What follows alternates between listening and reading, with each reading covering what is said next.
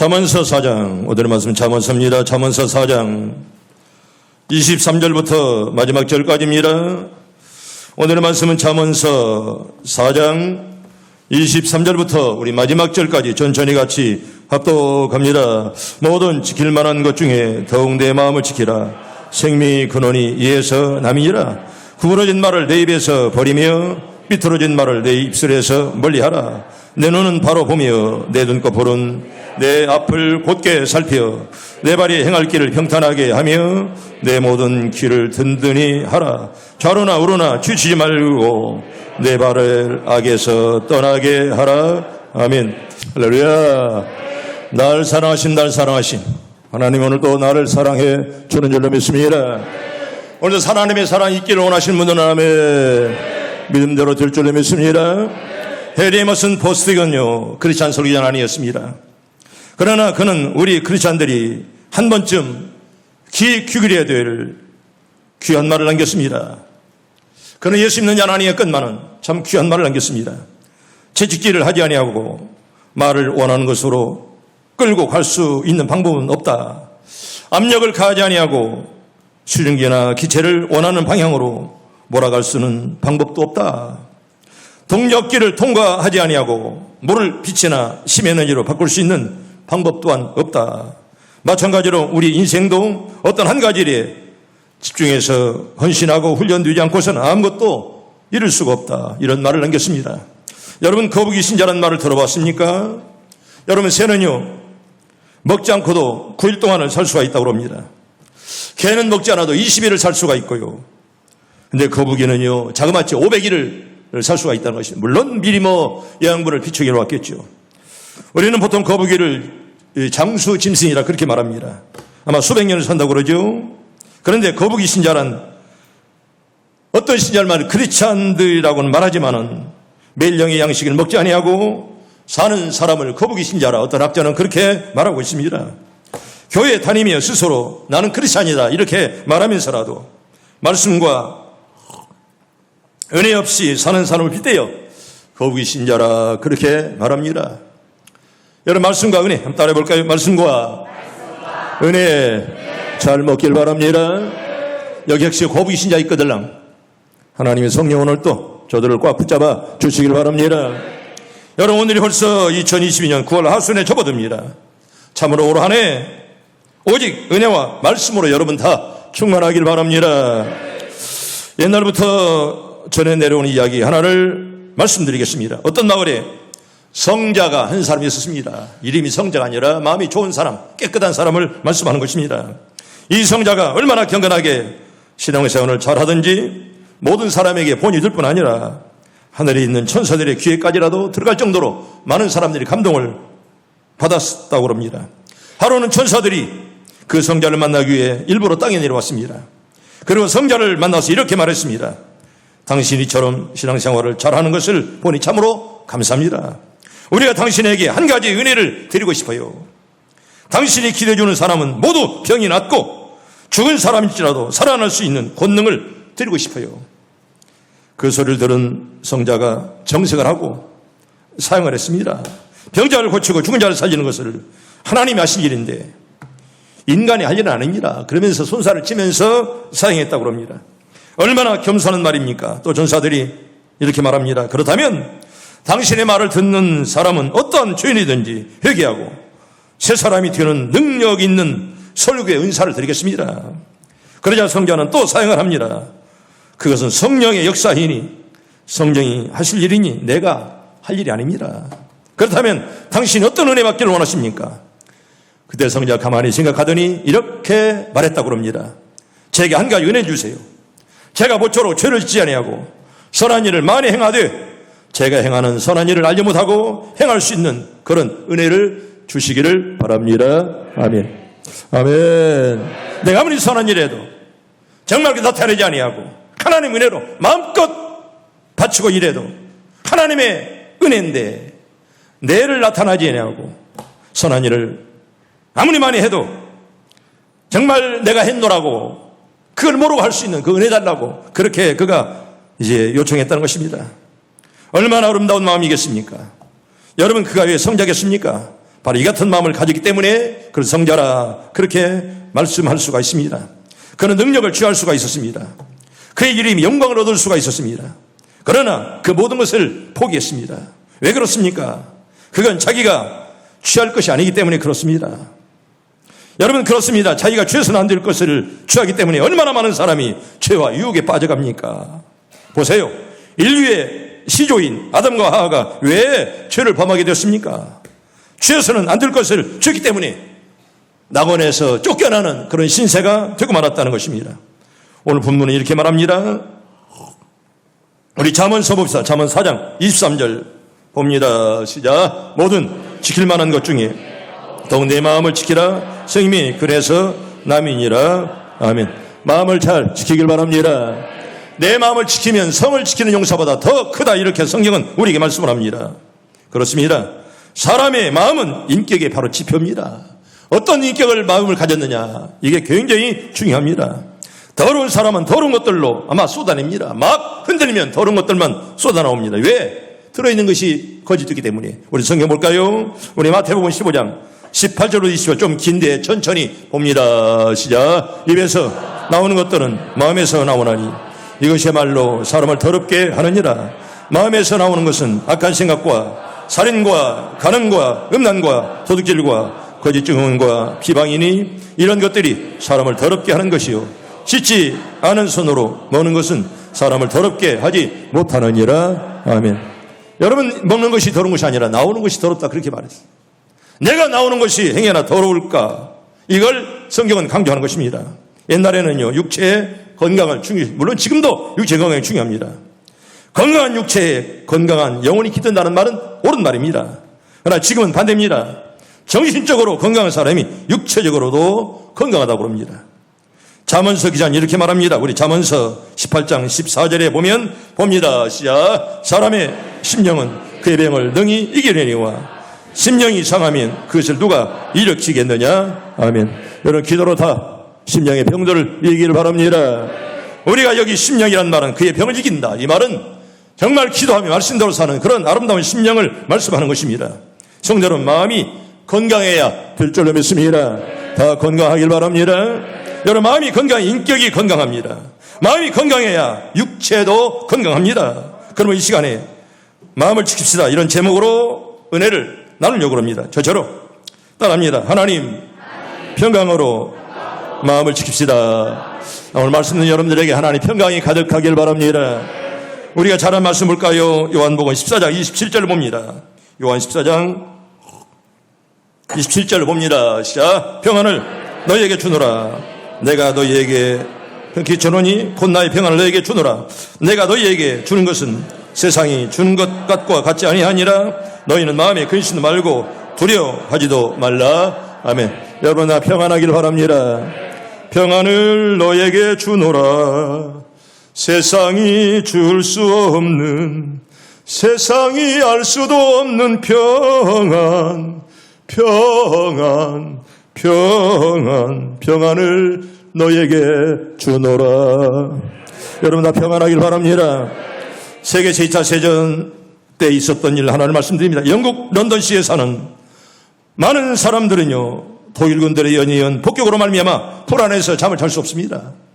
막 하늘에서 폭탄이 떨어지는데 어떻게 잠을 이룰 수 있습니까? 그런데 유독 평안히 잠을 자는 할머니 한 분이 있었더랍니다. 할머니, 어떻게 이렇게 잠을 잘 잡니까? 그 비결이 뭡니까? 할머니에게 누가 물었더랍니다. 그때 할머니는 나는 매일 밤 기도를 합니다. 그리고 나면 하나님께서 항상 나를 지켜주신다는 확신이 들었어요. 평안하게 잠자리에 들게 되지요. 사실 하나님과 내가 둘이 다 깨어있을 필요는 없지 않습니까? 그렇게 대답했다는 것입니다. 그렇습니다. 우리를 지으시고 보살펴 주시는 그분께서 주무시지도 않고 우리를 지켜주신다는 사실을 믿는 사람은 어떤 환경에 살아도 편하게 잠잘 수가 있는 줄로 믿습니다. 성도 여러분, 여러분들에게 이런 평안함이, 기쁨이 충만하길 바랍니다. 하나님이 함께 하신다는 그런 믿음, 확신, 하나님 이 시간도 나를 꽉 붙잡아 주시옵소서. 하나님 함께 하는데 들을 것이 뭐이겠습니까? 하나님이 함께하는 사람. 여기에서 예수님은 평강을 두 종류로 말씀을 하십니다. 하나는 예수님이 주시는 그런 평안을 말씀을 하고요, 또 하나는 세상이 주는 평강을 말씀하는 것입니다. 여러분 성도 여러분 생각해 보세요. 여러분 세상이 주는 평강이라는 것이 무엇이겠습니까? 여러분 돈이 주는 평강이요? 권력이 주는 평강이지요. 세상에 돈 있고 권력 있는 사람이 뒤를 봐줄 때 무엇이라고 말합니까? 염려하지 말라 그렇게 말합니다. 돈 있고 빽 있는 사람이 너를 봐주는데 뭐가 염려하느냐 그렇게 말하죠. 뒤는 자기가 다 봐주겠다는 그런 말입니다. 사실 힘 있고 권력 있는 사람이 뒤를 봐줄 때 여러분 그보다 든든한 것이 또 어디 있겠습니까? 하지만 결과는 뭡니까? 그게 좋습니까? 우리는 오래전에 소위 온노비 사건이라는 것이 굉장히 떠들썩했습니다. 그때 검찰과 청와대가 뒤를 봐준 한 여인이 있었습니다. 그런데 보세요. 보기 좋게 그 여인은 나가 자빠졌습니다. 남편은 검찰총장 출신으로 처음으로 감옥에 들어가는 그런 결과를 가져왔습니다. 그 여인도 결국은 국회 위증 혐의로 사법처벌의 위기에 몰렸습니다. 그렇습니다.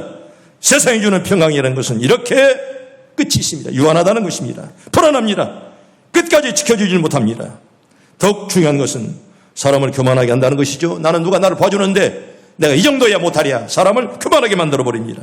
그리고 죄를 짓고 결국 망하게 되는 그런 결과가 성경과 역사에는 얼마든지 기록되어 있습니다. 그런데 예수님이 주는 평강이 어떻습니까? 성경 볼까요? 우리 마태복음 8장 24절부터 27절까지 천천히 봅니다. 시작. 바다에 큰 놀이 일어나 배가 물결에 덮이게 되었으되 예수께서는 주무시는지라 그 제자들이 나와 깨우며 이르되 주여 구원하소서 우리가 죽겠나이다.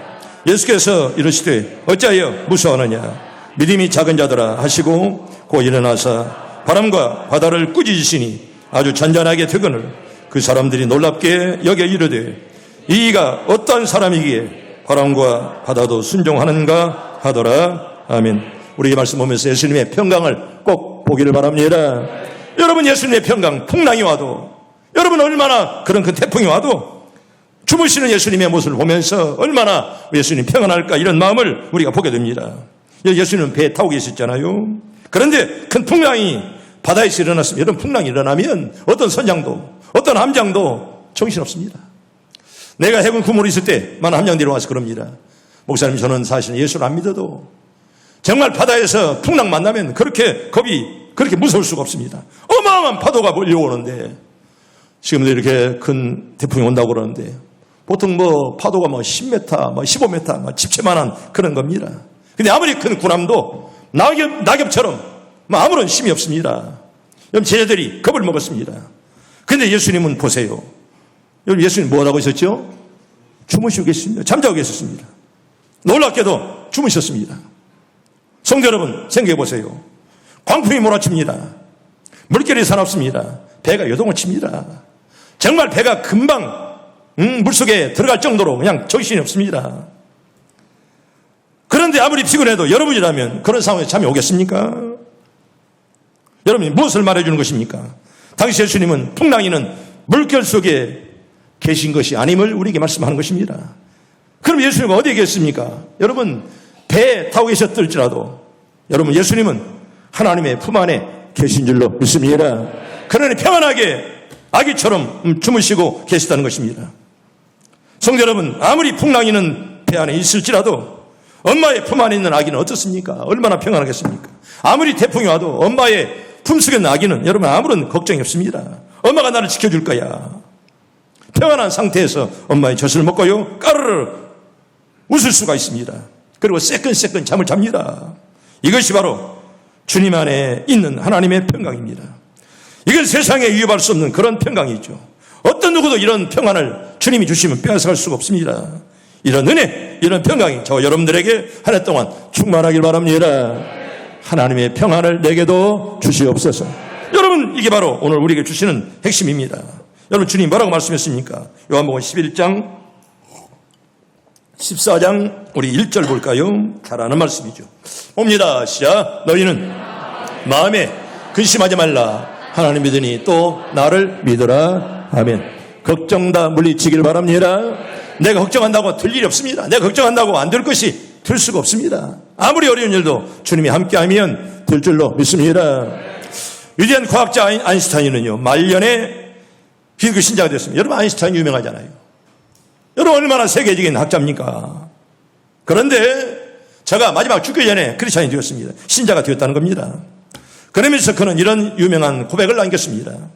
나는 평소에 특별히 젊었을 때 교회를 경멸했고 무시했습니다.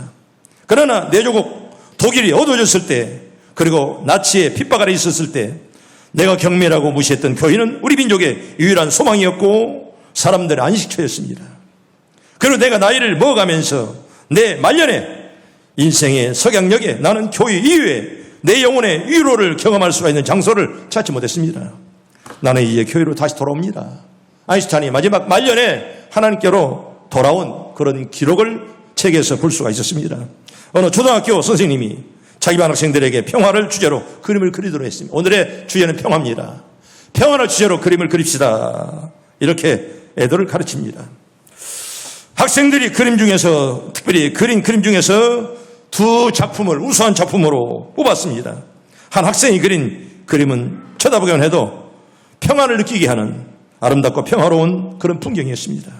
말 앞에는 잔잔한 시내가 흐르고 따스한 햇살을 받으며 삽살리기 한 마리가 초가집 마당에서 한가로이 졸고 있는 그런 평화의 그림이었습니다. 그 그림은 슬쩍 보기만 해도 아주 평화로워 보이는 반면에 또 하나의 다른 그림은 아주 다른 평안의 모습을 그려내고 있었습니다. 폭풍우가 무섭게 몰아치는 높은 벼랑의 모습이 이 그림의 배경입니다. 막 풍랑이 막 몰아칩니다. 그런데 깎아지는 벼랑의 틈바구니 속에 깊이 베어진 부분이 있었는데 그 안에는 어미새의 품 안에서 새록새록 잠들어 있는 아기 참새의 모습이 그 그림에 그려져 있었습니다. 성도 여러분, 성경에서 말하고 있는 평안은 전자 평안이 아니라 바로 후자의 평안입니다. 폭풍우 속에서라도 어미새의 품 안에서 새록새록 잠들어 있는 아기 참새의 평안한 그런 모습, 이런 은혜, 이런 평안이 우리 가운데 가득하길 바랍니다. 여러분, 이런 평안이 바로 예수 믿는 그런 평안입니다. 성도 여러분, 현대인들의 병의 70%가 마음의 염려와 근심에서 온다고 합니다. 근심과 걱정이 암덩어리가 되고 나를 죽이는 독초가 된다는 거예요. 마귀는 끊임없이 우리 마음에 근심의 독초를 쏘아놓습니다. 그래서 인격이 병이 됩니다.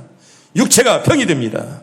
무엇으로 치료할 수가 있습니까? 여러분, 무엇으로 예방할 수가 있습니까? 오직 예수 그리스도를 믿는 믿음 안에 있는 하나님의 평강인 줄로 믿습니다. 우리 성경 볼까요? 빌립보서 4장 6절 봅니다. 빌립보 4장 6절 잘하는 말씀 봅니다. 내가 읽습니다. 아무것도 염려하지 말고 다만 모든 일에 기도와 간구로 너의 구할 것을 뭐담으로 감사함으로 하나님께 아뢰라. 아멘. 여러분, 감사함으로 기도하길 바랍니다. 감사함으로 기도하면 안 될 것도 될 줄로 믿습니다. 두 번째로 따라합니다. 거룩한 생각으로 마음을 지킵시다. 여러분, 사람의 마음에 결정적 영향을 끼치는 가장 중요한 요소 가운데 하나가 뭐냐? 마음에 깃드는 생각입니다. 내 마음속에 어떤 생각이 찾아오느냐, 내가 어떤 마음을 가지고 살아가느냐, 이게 굉장히 중요합니다.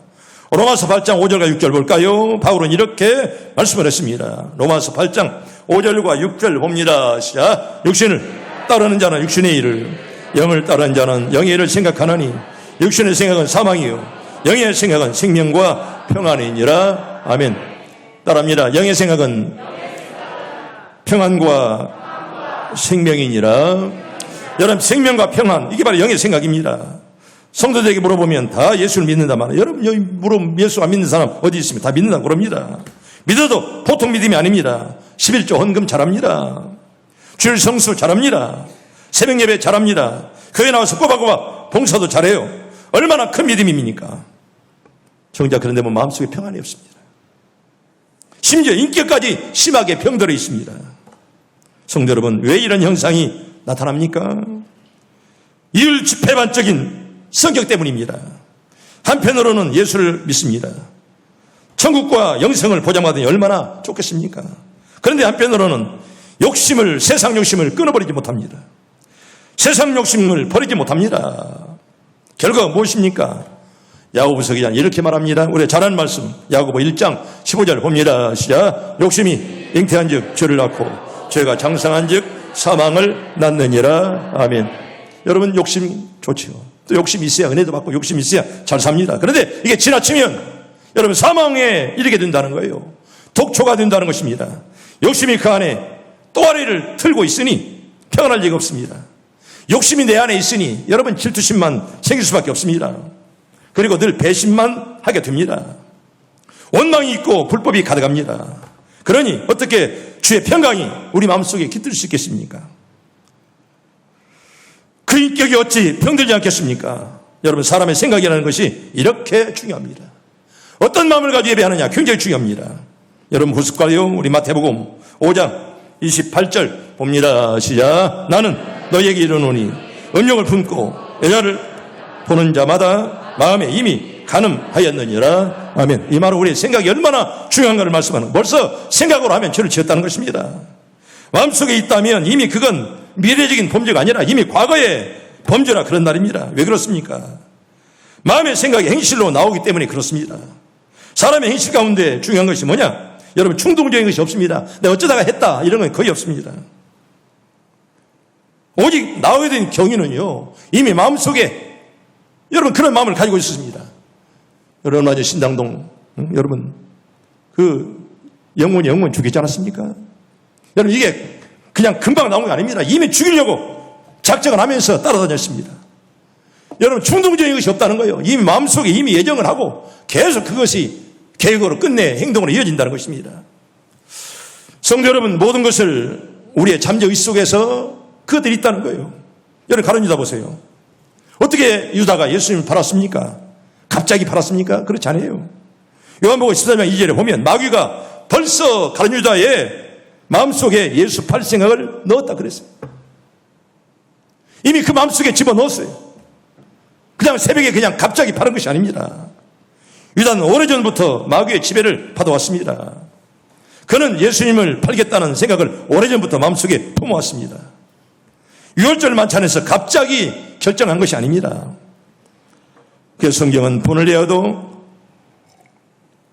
해가 지도록 분지 말라 이렇게 말씀합니다. 여러분 서로가 화를 낼 수가 있고 부부간에 다툴 수도 있고요. 또 친구간에 다툴 수가 있습니다. 그런데 그게 해가 지도록 풀지 않으면 그게 나에게 독이 된다는 것입니다.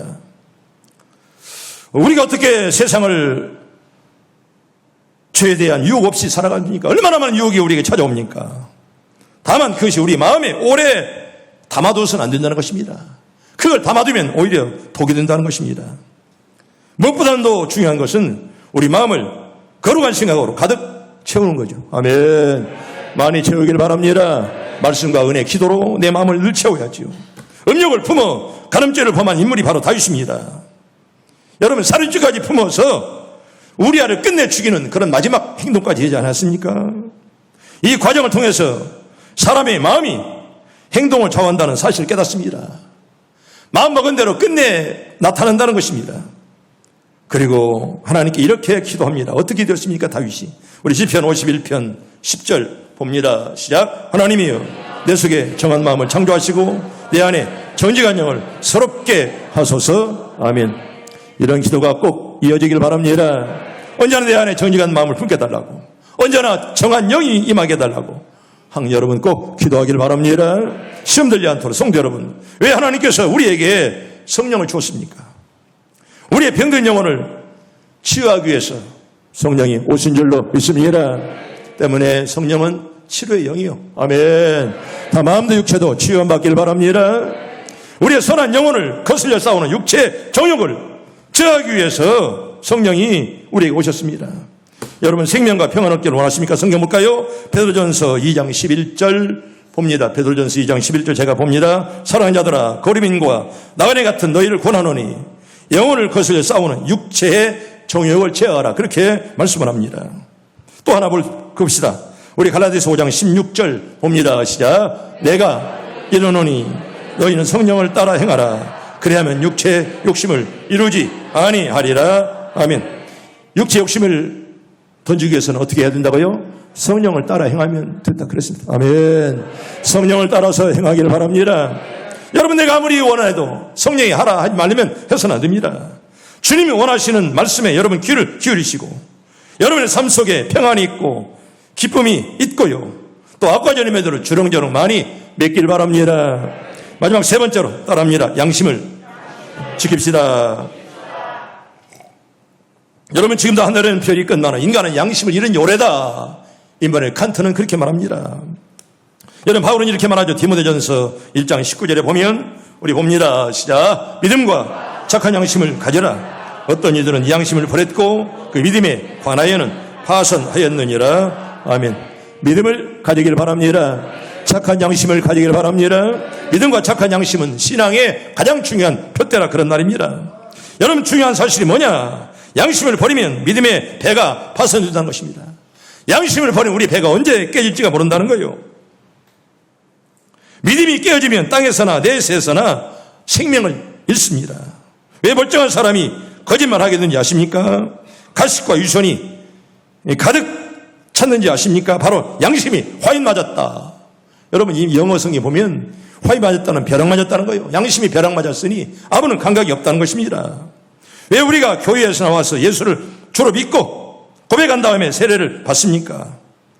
여러분, 회개가 구원의 표기 때문에 회개하고 세례를 받아라 그렇게 말씀하는데요. 베드로는 이렇게 말합니다. 베드로전서 3장 21절을 봅니다. 베전 3장 21절 천천히 봅니다. 시작. 물은 예수 그리스도께서 부활하시는 말미암아 이제 너희를 구원하는 편이 곧 세례라. 육체에 더러운 것을 제하여 버림이 아니요 하나님의 향할 선한 양심의 간구니라. 아멘. 우리가 세례받았다는 말은 다 죄 용서를 받았다는 그런 표고요. 아멘. 오늘 밤 적어도 천국 갈 줄로 믿습니다. 우리가 이미 구원을 얻었다는 증표, 이게 바로 회개의 결과고요. 또 회개하는 자는, 그리고 세례받는 자는 회개 없이 세례받을 수 없습니다. 여러분, 세례는요, 화인 맞은 우리의 양심을 되살리는 것입니다. 회개한 삭개오를 보세요. 그는 예수님을 만난 후에 양심이 살아납니다. 그래서 누에게 도색한 것을 4배나 갚겠나이다. 그렇게 그가 선전 포고했습니다. 재산의 절반을 팔아서 가난한 자들에게 나눠줬습니다. 양심이 살아나서 인격이 살아나는 것입니다. 그렇습니다. 양심은 마음속에 들리는 하나님의 음성입니다. 양심은 영혼의 지성소입니다. 양심은 마음의 등불입니다. 그러므로 양심을 버리면 심령이 어두워집니다. 분별력을 상실할 수밖에 없습니다. 개인이나 국가나 사회나 민족이나 그 역사의 생명은 바로 마음에 있습니다. 사람이 양심을 버리면 죄를 짓습니다. 죄를 짓게 되면 망합니다. 부부가 양심을 버리면 가정은 파탄납니다. 사회가 양심이 없어지면 도덕과 윤리가 무너집니다. 조그마한 회사도 한 사람의 양심을 버리면 망할 수밖에 없습니다. 여러분, 프랑스의 대본호 빅톨 유고는 이렇게 말합니다. 저분이 바로 빅톨 유고인데, 바다보다 웅대한 장관이 있으니 바로 하늘이다. 하늘보다 더 장대한 것이 있으니 그건 인간의 양심이다. 그렇게 말했습니다. 양심은 인간을 뛰어넘고 자연을 뛰어넘는 고귀한 것입니다. 그래서 인간은 양심의 소리에 귀를 기울여야 된다는 것입니다. 우리가 맹세할 때도 양심 걸고 합니다. 그런 말 하지 않습니까? 성도 여러분, 양심은 모든 인간에게 신과 같은 것입니다. 그리스 철학자 메난드로소가 한 말입니다. 인간에게 신이 절대적이듯이 양심 역시 인간을 인간답게 해주는데 꼭 필요한 자세라 그런 말이에요. 인간을 인간답게 해주면 양심을 잊어버리면 인간이 될 수가 없다는 것입니다. 올바른 양심은 사람을 돋보이게 만듭니다. 양심은 건전한 사고방식과 올바른 신념입니다. 결국 양심을 지키는 사람이야말로 고결한 인격자라 그렇게 말할 수가 있고요. 그래서 교육학자 로소는 양심은 영혼의 소리며 정열은 육신의 소리라 그렇게 역설하고 있습니다. 여러분, 사는 동안 양심의 소리에 꼭 귀를 기울이길 바랍니다. 양심의 소리가 행여나 흐리지 않도록 항상 우리가 늘 기도하고요. 여러분, 국가나 지도자가 양심을 버리면 나라가 어려워지지 않습니까? 양심이 병들면 역사의 주인이신 하나님은 심판할 수밖에 없습니다. 양심은 개인이나 민족이나 국가의 바로 생명임을 우리가 꼭 알아야 되겠고요. 성도 여러분, 이제 말씀을 정리해 보려고 합니다. 지금 이 땅에 특별히 어느 나라 대학 교수 얘기를 하나 말씀합니다. 어느 대학 교수는 이런 시로서 이 민족의 현실을 개탄했습니다. 전에는 양심이 있었는데 이제는 모든 게 없어지고 말았다.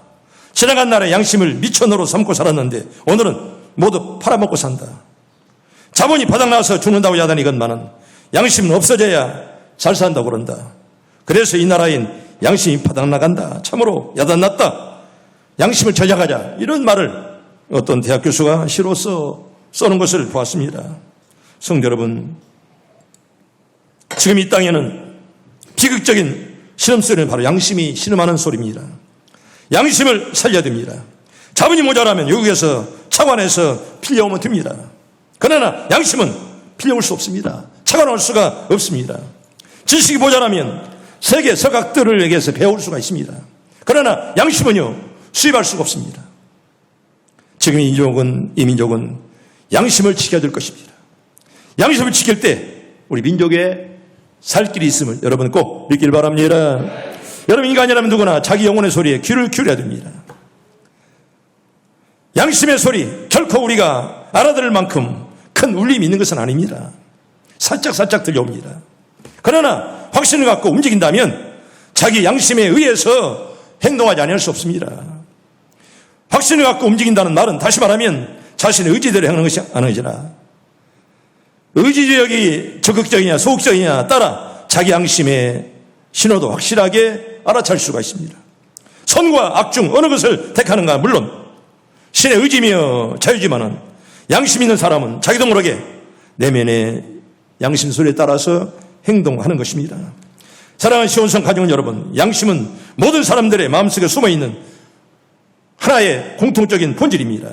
아무리 짐승보다 못한 짓을 한 인간일지라도 자신의 죄를 뉘우치고 회개하면 용서를 비는 것이 바로 양심이 있기 때문에 그렇습니다. 양심은 사람을 사람답게 지켜주는 마지막 보루입니다. 양심을 잊어버리면 영원히 사람답기를 포기한 것과 마찬가지입니다. 그러나 현대사회에는 겉모습은 사람인데 속은 짐승처럼 본능대로 움직이는 인간답지 못한 이들이 너무 많습니다. 그들은 양심의 소리를 두려워하지 않습니다. 애써 외면하려고 합니다. 아니, 아예 듣지 못하는 것처럼 하고 삽니다. 양심을 하지 않는 것이야말로 얼마나 부끄러운 일인가를 우리가 깨달아야 됩니다. 사랑하는 성도 여러분, 우리의 마음을 어떻게 다스릴 수 있습니까? 예수 그리스도 안에 있는 하나님의 평강으로 가득 채우기를 바랍니다. 내 마음의 행위나 마귀가 자리 잡지 못하도록. 여러분, 마귀가 자리 잡았다면 그거 마귀를 물리쳐버리고 성령이 함께하는 여러분들 꼭 되기를 바랍니다.